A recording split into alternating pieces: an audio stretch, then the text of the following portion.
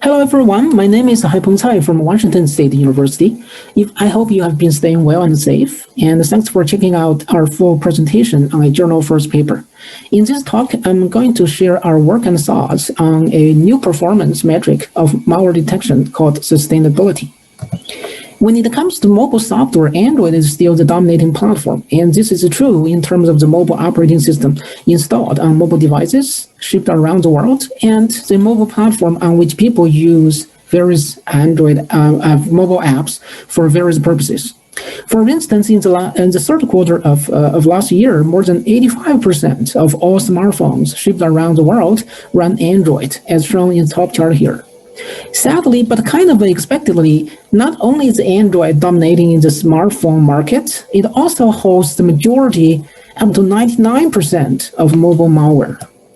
Malware in Android indeed seems to be really hard to tame. On the one hand, numerous and a continuous growing number of approaches to Android malware detection have been proposed and published. Just in this year alone, by this time, thousands of papers have been published on this topic, according to Google Scholar. And the vast majority of these approaches are based on machine learning classification. Meanwhile, the malware in Android is not getting any fewer. In fact, the number of new malware samples in Android is still fast growing. And the main cause, as we and many other researchers found, is evolution. Indeed, Android evolves rapidly. As evidence, the platform SDK of Android has had 28 versions in just less than 10 years. The evolution leads to deterioration in malware detection. Features relying on the characteristic of one version of Android that were used for detecting malware in that version becomes ineffective when applied to apps in later versions of the platform. And the chart here shows a state-of-the-art Android malware detector called Mama Droid deteriorated rapidly in terms of the accuracy when it is applied 1 through 5 years later after being trained. While evolution is the cause of the problem, it is inevitable since any successful software has to evolve constantly. We see evolution as an opportunity to address this problem. In this work, we propose to use evolution as a leverage to study and control this deterioration problem. Accordingly, we introduce a first-class performance metric for malware detection, especially those techniques that are based on machine learning classification. And that is sustainability, defined as the accuracy of a classifier that is trained on samples developed in year X and tested on apps developed in the same or later years. We developed a new detector called DroidSpan that aims at a higher sustainability. It leverages an evolution study of apps to discover evolution-resilient features and then uses these features for classification. We then assess the sustainability of 5 existing Android malware detectors versus our detector DroidSpan against more than 10,000 benign apps and a similar number of malware across 8 years. Our study revealed a significant improvement of DroidSpan over the 5 existing malware detectors in terms of sustainability. This is an overview of our work. Next, I'm going to elaborate on each of these parts. We just have sustainability described as the accuracy of a classifier trained on apps of year X and tested against apps of either the same or later years. More specifically, we define sustainability formally through 2 metrics, reusability and stability. The reusability of a classifier is measured by its classification accuracy in an average case when trained and tested on apps of the same year. Essentially, this accounts for how well the classifier can adapt to a new population with retraining on new samples from the population. The stability of a classifier is measured by a tuple, including the classification accuracy it achieves in an average case when trained on apps of year X and tested on apps of a later year, and the number of years between the ages of the training and the testing data. So those are the 2 parts of the tuple that defines stability. And this metric essentially indicates how stable the classifier is without retraining or any other model updates. Aiming at a detector that provides superior sustainability over the state of the art, we developed the DroidSpan, a dynamic detector based on supervised classification. Just like many other learning classification-based detectors, DroidSpan trains a binary classifier based on predefined features and then classifies an unknown app as benign or malicious. The key difference that would lead to a higher sustainability is about the features that it uses, which are different from existing state-of-the-art techniques. Specifically, it leverages an evolution study of apps to discover evolution resilient features, that is, the features that constantly differentiates benign apps from malware over time. We found 52 such features after exploratory experiments against a relatively small but multi-year dataset of sample apps, and we call the collection of these features extracted from an app the sensitive access distribution or SAD profile of the app. It is named so because all these features are about sensitive accesses in an app. And these features fall in three classes, each addressing a different perspective. The overall extent of sensitive access in terms of total sources and sink invocations, the characterization of invoked sensitive access in terms of the categories of data retrieved by the calls to sources, and the categories of operations performed by the calls to sinks. And finally, the method-level control flows that potentially carry out execution passes reaching to sink calls from source calls. All features are consistently percentages of calls in one group over those in total. We use these relative statistics instead of sheer numbers in order to capture the general patterns of app behaviors regarding sensitive access. Constructing the SAT profile of an app is reduced to extracting the 52 features from the app. And the figure here depicts the workflow of the SAT construction process. First, the app is instrumented for tracing. To overcome the vulnerability of static analysis to code obfuscation, we probe for invocation of all methods in the APK bytecode, including those in the exception handling constructs, such as catch and finally blocks, and those invoked through a reflection. We do not recognize source async APIs in the source code during instrumentation. Instead, all call sites are probed for monitoring the core targets, and the source async calls are recognized later only from the call traces. Second, the instrumented app is exercised with automatically generated test inputs for T minutes on our device. And we currently use T equals to 5 to balance between overall cost and the trace coverage.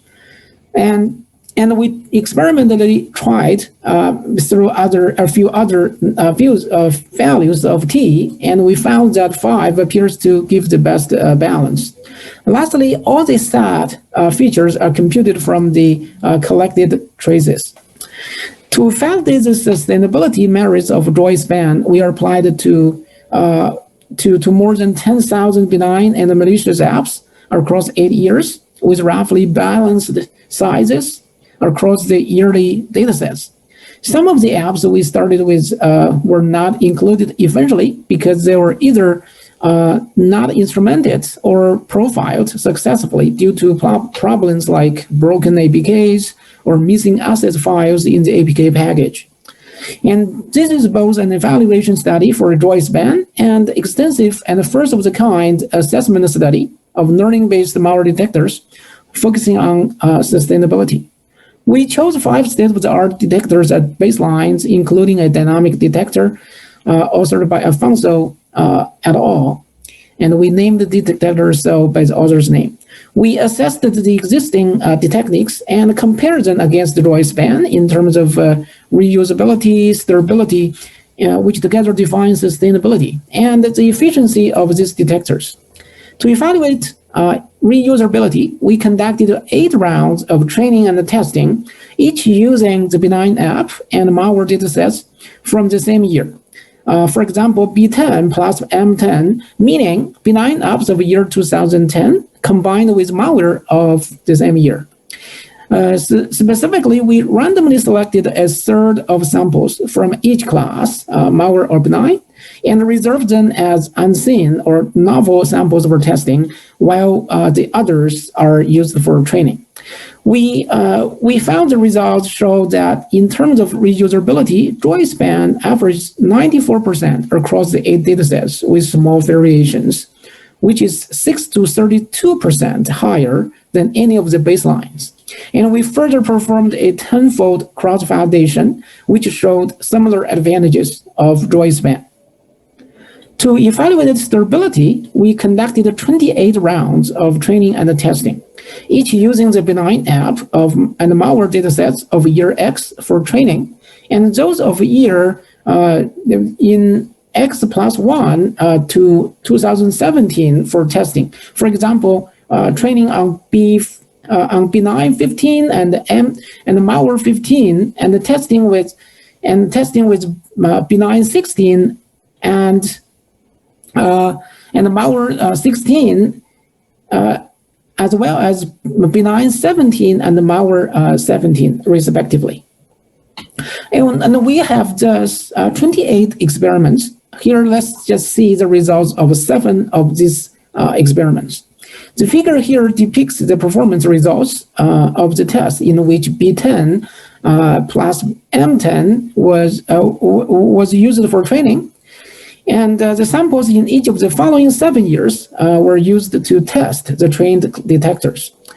And we can see in any of these 7 experiments, DroidSpan clearly outperformed any of the baselines in terms of the F1 accuracy. In fact, this was true for 25 out of the 28 in total experiments. Grouping these 28 experiments by the number of years between training and the testing datasets ages, we obtained 7 groups. And this plot here shows the group average F1 of DroidSpan versus the 5 baselines. Among these compared detectors, DroidSpan noticeably outperformed all the 5 baselines in terms of stability at any span. Overall, DroidSpan improved over the baselines by 21 to 37% in terms of average stability. Over all the groups, the comparison in terms of overall average of stability highlighted the sustainability improvement of DroidSpan over existing detectors, with 72% versus the highest of 50% among the 5 baseline detectors. We further performed some statistical analysis to measure the significance of these improvements, and we found that the improvements were statistically significant and large based on non-parametric hypothesis testing and the effect size measurement, both in terms of reusability and stability. And we also evaluated the efficiency of all the 6 detectors compared in terms of the time spent by each technique for feature extraction, which is called feature time, and machine learning computation time, which is we call here the ML training time on each single app.